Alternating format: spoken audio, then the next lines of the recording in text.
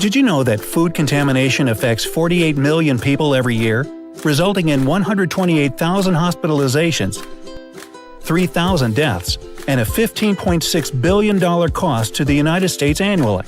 Let's take a look at how this happens. Meet Eddie, a sous chef at a leading fast-service restaurant. He knows all the rules of the kitchen and is in line for a promotion. Eddie is feeling under the weather, but he has to go to work because it's the busiest day of the week and there is no one to cover his shift. 53% of norovirus cases are due to sick food handlers. A single sneeze has 40,000 particles that expel out of your mouth at 200 miles per hour and travel as far as 32 feet. Sick individuals carry 200 million virus particles.